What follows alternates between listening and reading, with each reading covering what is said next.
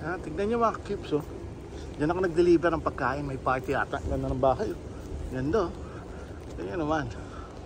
May swimming pool sa likod dyan. Nakita ko sa Google Map, eh, oh. Ganda, ah. Meron pang, ano, di ba? Meron pa sila, ano. May party ata sila sa loob. Ang ganda. Ganda ng bahay. Laki. Grabe.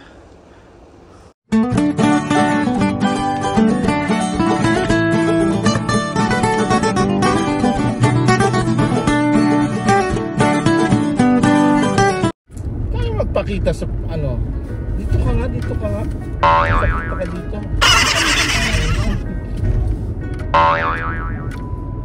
Yan mga ka-cute. Good morning mga ka-cute. Maghahanap tayo ng pera sa kampanya. Oh, inunahan na ako mga ka-cute. Nag-iisang ikaw natin, papalitan na ata ako sa pag-vlog. So bale ito, ihatid ko muna siya mga ka-cute. So kasi merong overtime. Bakasyon na kami dapat kahapon pa, Friday, last day namin. Pero pinapasok pa si Esme. Kaya ito, sige, sulitin na lang natin. Tapos saka na tayo mag road trip. So ayan na, nakalimutan na naman natin yung ating pampaswerte mga ka-cubes. Okay mga ka-cubes, ito na. Kids na.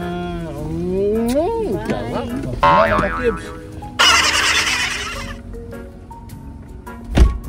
So ayan mga ka-cubes, so bali na ihatid na natin si Esme. So bali tayo, tatambay muna tayo dito sa parking lot. Dito na tayo maghihintay ng order kasi maaga ngayon, baka may makuha tayong order. Merong malapit na mga restaurant dito sa kumpanya namin. So ayan mga ka-cubes, kita-kits ulit tayo mamaya. So bali nakabili na rin ako ng kape, tsaka ng ano ko, itong bagel. Kainin muna natin habang naghihintay tayo ng order. Few moments later. Good morning mga ka-cubes, welcome back po sa ating channel. Kung makikita nyo, madilim pa. So hindi po gabi ngayon, umaga po ng Sabado ngayon. So bali alas 7 na. So bali ito, so katatapos ko lang mag-drop off ng order ng customer. So kanina hinatid natin si Esme, di ba? So ngayon naman ito, kakatapos lang natin mag-drop off ng $12 na order ng customer. So double order siya. Kaya wala naman traffic ngayon, kaya kinukuha ko yung mga maliliit na order ngayon. So ganyan ang diskarte natin. So maaga na tayo nagsimula since naghatid na rin tayo kay Esme. So umpisa na natin yung paghanap natin ng pera sa kalsada para mamaya hindi na tayo maghahabol, di ba? So ganyan lang diskarte natin. So yan, babalik muna ako doon sa lugar na yon. Tignan natin kung makakuha. Yon mga ka-cubes, welcome back sa ating channel. So bali ito, araw ng Sabado ngayon, alas 7 pa lang. Kung makikita nyo, medyo madilim pa. So bali kanina, so kahatid-hatid lang natin kay Esme. Tapos katatapos lang natin mag-Uber. Mag-deliver ng pagkain ng Uber. So bali, since hinatid na natin si Esme, di inumpisa na rin natin kaagad yung paghanap natin ng pera sa kalsada. So bali ito naman, so balik na sana ako dito sa bahay. Meron naman pumasok na superstore order ulit for $18 naman siya. So hindi na $18 nga. Magkano nga? Check nga natin ulit. Check ko muna. Oh, $18.50 nga. So tapos malapit-lapit lang yung delivery. Kaya kinuha ko na. So maagang panimula, ika nga, oh, diba? So the early bird catches the worm. So yun, kaya ito. So punta muna tayo doon. Tapos maya kwentuhan ulit tayo. So ayan, unang order natin ulit. Kita nyo, madilim pa. So superstore ulit for $18.50. 9 items. Ayun, so bali, ang ganda weather ngayon, di ka na malamig. So I don't know kung makakarami tayo ngayon. So hopefully, kasi ilang araw din tayo hindi nakasundot ng delivery ng weekdays. Dahil mas mapakaramdam natin. So ngayon, okay na tayo. So ito, tara, pasok na tayo sa loob. Umpisahan na natin to. So yun mga ka-cubes, so natapos agad natin yung order ni customer. So yan, 2 bag lang. Magaan siya. So yan, bisikat na ang araw. Ganda ng weather ngayon. So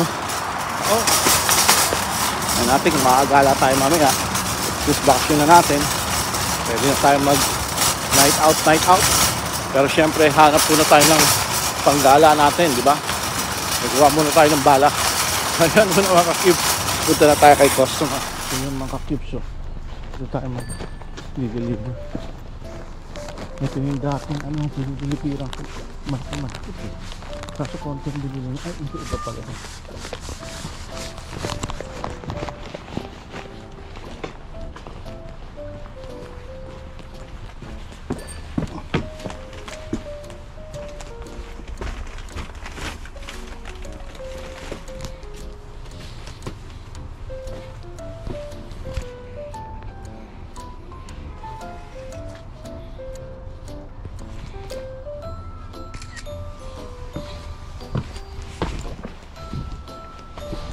Yan. So yun, ka-deliver na natin mga cubes. So, kano kaya ito? May deliver. Oh, sabi ko na. May hidden tip, $20. Kaya, hindi na sumaya mga cubes. O, diba? Few moments later. May bago na naman tayo nakita. Ngayon ko na napansin to ha. Filipino, ano pala to mga cubes. Nag-deliver ako ng McDonald's dyan. Filipino. So, Jacqueline's Filipino Catering and Takeout. So, yan. So, bali, tignan natin yan. 1 hour later. Magmamagandang tanghali na mga ka-cubes. Welcome. Ito po tayong babalik. Update mga ka-cubes. So bali ito, nakain ako ng early lunch. So bali 11 pa lang. Since nandito ako sa Scarborough Town Center, nag-pick up tayo kanina dito. So bumili na rin ako dito ng lunch. So ngayon kakain na ako para pag mamaya dire-diretso na tayo. Pag nag-dish yung lunch. So ganun na lang ginagawa natin. Pero ito nakabukas pa rin yung ano natin, yung apps natin. Naghihintay-hintay tayo magandang order pero wala, pangit yan. Mukhang mabagal ngayon ang mga order mga ka-cubes. Kaya ito kumakain na muna ako. So mamaya siguro lunch, hopefully mag-pick up siya. Siguro mga tulog pa yung mga tao. Dahil sa mga party kagabi, usually maraming Christmas party ng Friday eh. Kaya siguro ngayon medyo matumal pa. So kain muna tayo mga ka-cubes. Yun, so update mga ka-cubes, 11:39 na ng umaga. So bali ito, nakatambay lang tayo ngayon. Medyo tahimik ngayon ang mga orders. So bali nakakamagkano na ba tayo? So sa DoorDash, ano pa lang tayo, simula kaninang alas 7, paghatid natin kay Esme, nakaka $34.79 na tayo. Tapos sa Uber naman, nakaka $36 na rin tayo. Tapos may hinihintay pa tayong $5 tip. So bali nakaka $75 almost na rin tayo. So hindi na masama, pero para sa akin eh medyo mabagal yan mga ka-cubes. So dapat nasa 100 na tayo ngayon eh, kung maganda-ganda yung kita natin kanina eh. So pero since tahimik ka, siguro tulog pa talaga yung mga tao. Pero okay lang yan mga ka-cubes. So ganyan talaga. So supply and demand, ika nga. So bali ito, hintay-hintay muna tayo ng order. Hopefully maya-maya to-pick up na siya. So kung hindi man, meron pa rin naman tayong ilang linggo, meron tayong 2 weeks. May 2 weeks tayong bakasyon mga ka-cubes. So with pay yun ha. With pay yung bakasyon natin. So ginamit natin yung bakasyon natin. Kaya officially bakasyon tayo simula kahapon. So nag-iisip-isip pa ako kung saan pa ako pupunta. Kung saan kami pupunta ni Esme. Magagala-gala rin kami. Siyempre hindi lang tayo puro trabaho. Kaya nga tayo nag-off. So pero sa ngayon simula kahapon, ngayon hanggang bukas rarakit tayo. Kukuha tayo ng bala natin para sa panggala natin.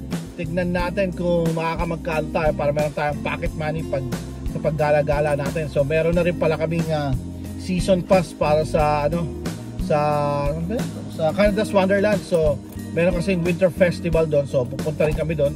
Pupunta muna kami ni Esme, tapos sasama namin yung mga bata sa susunod. So mag-video muna ako. Tapos sa susunod namin ipapasyal yung mga aming inaanak. So yun, so bali ito. So hintay-hintay muna tayo ng order. So ganito talaga ang buhay tambay dito sa Canada. So yan, may mga pumapasok pero lugi tayo mga-cubes eh. Kahit sabihin yung picky na ako hindi ko kukunin to, biruin mo $11 sa loob ng isang oras, lugi-lugi yan. So yan mga-cubes, so hintay-hintay muna tayo ng maganda-gandang order. Mamaya update ulit tayo. Mamaya susunduin ko na rin si Esme ng alas 3, so ilang oras na lang. So hopefully makarami na tayo bago natin siya masundo. So yun muna mga-cubes, kita-kits ulit tayo. 1 hour later. Isang magandang gabi ng Sabado mga ka-cubes, 5:30 ng hapon. Nagbabalik na naman tayo. So bali ito. So bali umuwi muna tayo kanina. So bali alas 12 nakatulog tayo. Grabe, isang oras tayo nakatulog. Nakaidlip tayo, hindi ko na malayan. Tapos doon nagsundo na tayo kay Esme. Kaya ito, pagkatapos ng pagkasundo ko ng alas 3 sa kanya, yun, naghapunan muna kami, kumain kami saglit. Tapos ito, kalalabas ko lang ulit. So bali, update tayo sa kinita natin kanina. Naka $115 pa lang tayo. Grabe, ang bagal. Ewan ko, makaka-200 tayo ngayon. So kasi kailangan nating humataw para meron tayong pocket money sa paggala natin next week. Kasi meron tayong balak puntahan, meron tayong balak i-road trip, magro-road trip tayo next week. So para makapagawa rin tayo ng pang-upload natin.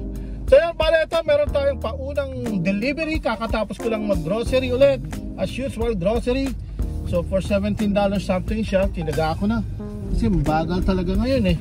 So bali ito, so on the way na tayo kay customer.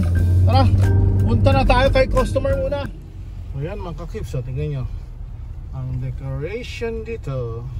Simple lang yan, oh, may mga snowman sila, mga twinkling light, oh, diba?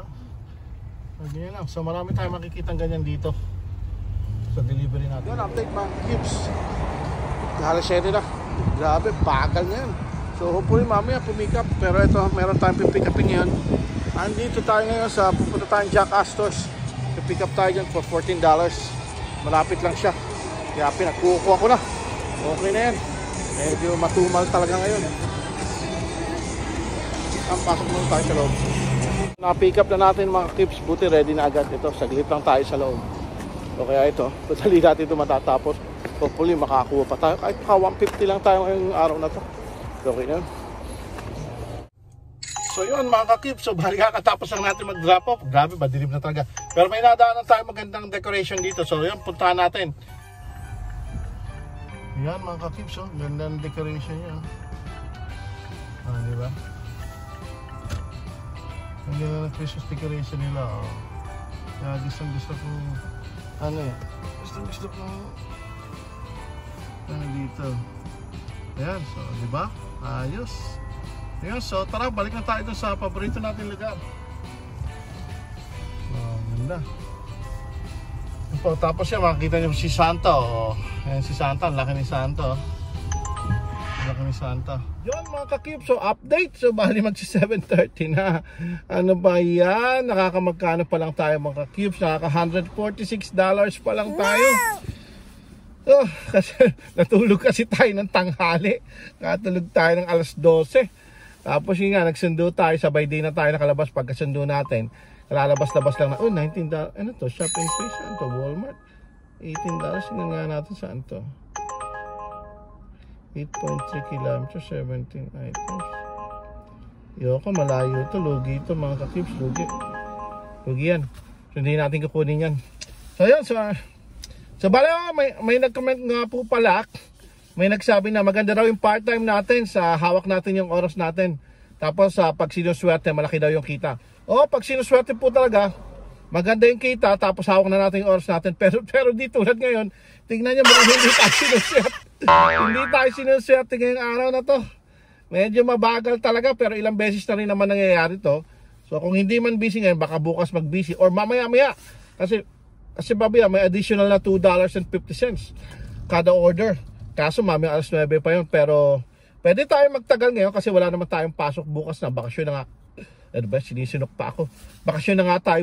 Bakasyon na tayo ng 2 weeks. So basta January na uli yung pasok natin. So yun. So diba maganda yun. Katsuya naman to. May pumapasok na order mga ka-cubes. Kaso lugi. Ang liliit. Diba yan? Lugi tayo dito. Oh, $3 naman ngayon. Ano ba naman yan? Huwag naman ganyan. Kasi ngayon may mga party ngayon mga ka-cubes. So siguro kaya kukunti yung order. Saturday ngayon eh. Usually may nagpa-party. Ano ba yung ingay nitong Uber na $3 lang naman. Buti kung laki-laki. So yun. So bale ito. So naghihintay muna ako. So kailangan natin talaga mag-ipon ng ng pang extra money natin sa magiging lakad natin next week.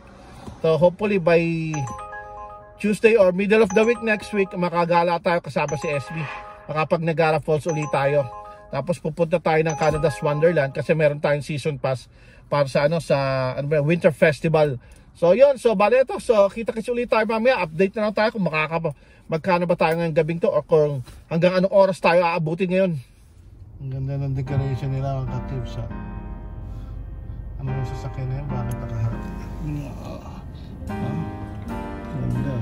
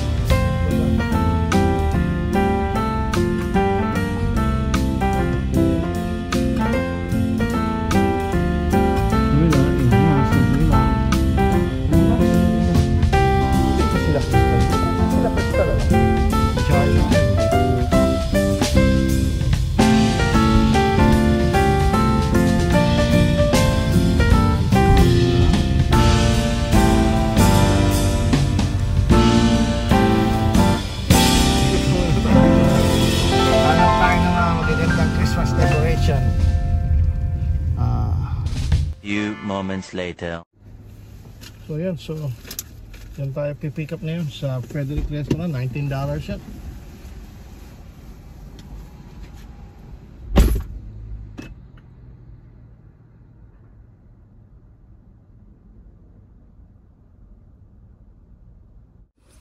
Grabe!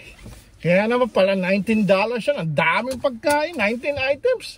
3 thermal bag itong gagamitin ko. Pero dalawa na lang. Dalawa lang ang ginamit ko. Pero dapat 3 eh. Dami nito. Sobra. Sana may hidden tip din to. Kasi sigurado ko mahal to. Ang dami nito. Frederick, medyo class tong restaurant na to eh. So sa dami ng pagkain na to, siguro may party sa bahay nila. Kasi siguro kulang-kulang mahigit $150 or $200 nung na-order na to. Sarap dyan sa Frederick Restaurant na yan eh. So yun, tingnan lang natin mamaya kung may hidden tip ba. Hopefully meron nga, kaso 1 hour pa bago natin malaman kung may hidden tip o wala. Okay lang yun, so bali alas 9 na.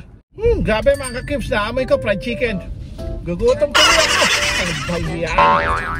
Bako, grabe. Yan, malapit na tayo sa customer mga ka-cubes. So bali, wrap off na natin to. Pero siguro baka umuwi na rin tayo. Medyo sumasakit na yung ulo ko. Malamig kasi. So pero huwag na natin abusin yung katawan natin. Uwi na tayo, bukas na tayo bumawi. Ang laki ni Santa Claus. Grabe oh. Laki ni Santa Claus. Picture natin. Oh. Yan, i-deliver natin oh. Yan. Laki ni Santa Claus. Kasi i-deliver natin ba? Ang laki oh. Sana mahidin tip. The next day. Isang maulan na umaga ng Sabado mga ka-cubes. Bali ito, kakatapos lang naming magmisa. So syempre kailangan din natin, ay ano ba yan? Kailangan natin din magpasalamat kay Lord. So ito linggo ng umaga. So officially umpisa na lang bakasyon namin. Kasi wala nang pasok simula ngayon. So ewan ko kung saan kami dadali ng aming mga paa. So sa ngayon di pa kami kumakain. Ganoon natin. Pero umuulan ngayon. Marami ngayong order. Tingnan na lang natin. So yan, so bali takit tayo mamaya kung saan tayo makakapunta. Ayan. Ang kasama ko talagang ayaw magsalita. Good morning. Wala kasing bayad eh. Happy Sunday. Ayan, pabihan ulit mga ka-cubes. So yan mga ka-cubes, so bali ito, andito kami ngayon sa J&J Kapuso Filipino Restaurant. So bali umorder kami ng breakfast platter. Nakatapos lang namin magsimba. So yan, so inihintay lang namin half an hour daw eh. Kasi luluto. So, naku, ba't ngayon ko pumasok kung kailan? So yun mga yubs, so eto, so magbe-breakfast muna kami. Mga yubs daw. Mga ka-cubes, so bali yan ang breakfast namin. Leftover ng kapon. Tapos ito, bumili kami ng breakfast box sa Kapuso. So yan mga ka-cubes, so bali ganito lang pag Sunday. So syempre, pagtapos ng trabaho, kailangan din nating mag-relax at kumain. So ito, so bali kakain lang muna ako, tapos mamaya lalabas na ulit ako. Hanap na ulit tayo ng pera sa kalsada para meron tayong pang budget next week sa kung saan man tayo pupunta sa road trip natin. So yan mga ka-cubes, so ayan si ating nag-iisang ikaw, nag-aayos na ng ating pagkain. So yan, so kain muna kami mga ka-cubes, kita-kits ulit tayo mamaya. 1 hour later. So yon mga ka-cubes, so bali ito update po tayo. So magka-alas 7 na ng gabi ng linggo. So bali ito, bakit nasa labas pa rin tayo? Usually hindi tayo nag-i-stay ng ganito paglinggo. Pero dahil nga po bakasyon na natin, so nag-extend tayo ngayon. Siguro kahit mga bandang alas 8 o alas 9 tayo ngayon, okay lang. Dahil wala naman tayong pasok na bukas.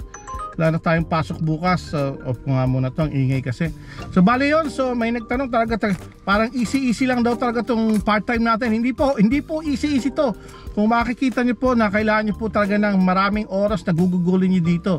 Since marami po tayong bakanting oras, kaya nagagawa po nating magstay sa labas ng maraming oras. Tsaka minsan sa bahay na lang din ako naghihintay ng oras. So ganun po. So pero kung sasabihin niyo pong ganun lang kadali natin kinikita yung kita natin sa part-time, hindi po ganun kadali. Disclaimer lang po yun, okay? So kasi kung nakikita nyo na lang, sinasummarize ko lang po to. Kung nakikita nyo po, madalas tayong kumita ng 400 plus, 500, minsan 600 pa nga. Depende rin po yan sa supply and demand, gaya ng sinasabi ko. Huwag po nating asahan na laging ganun-ganun ang kinikita natin. Tulad ngayon, medyo mabagal po kanina, so pero at least nakabawi po tayo ngayong gabi. So nakakamagkano na ba tayo? Tsaka nung nga po ng sinabi ko, medyo masama yung pakiramdam natin nung pagkatapos ng Christmas party natin last week hanggang Miyerkules o Webes, hindi tayo nakalabas. So bali lumabas lang tayo ng Friday. So medyo okay na tayo, kaya nakakamagkano na nga ba tayo? So bali sa DoorDash nakaka $174.72 pa lang tayo. Tapos eto, may pumasok kanina sa Skip the Dishes. Bihira rin ako mag-skip the dishes at $26.62. Tapos itong Uber, busy siya. Nag-umpisa siya mag-busy simula ng Friday pa. Kaya sa Uber nakakamagkano tayo? Nakaka $212.35 na tayo. So kung susumahin natin yan in total, nakaka $413 na tayo. So okay na to, pwede tayo actually umuwi. Pahinga na tayo, movie night na lang tayo ngayon. So pero since nga meron tayong pinaplano lalakarin next week, kaya medyo nag-extend ako sa labas ngayon.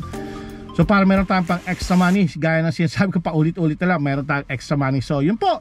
So bali yun, kahit pa paano naka 400 plus pa rin tayo sa loob lang ng ilang araw. Friday, Saturday, Sunday, almost like 3 days lang, $400, hindi na masama yun. So kahit pa unggoy-unggoy lang tayo, pahintay-hintay din sa sasakyan kaysa nakatunga nga tayo sa bahay, diba? So tumambay na lang tayo sa kalsada.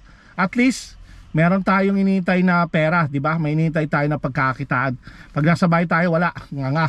So tatamarin lang tayo pag nakahiga tayo dun sa sopa.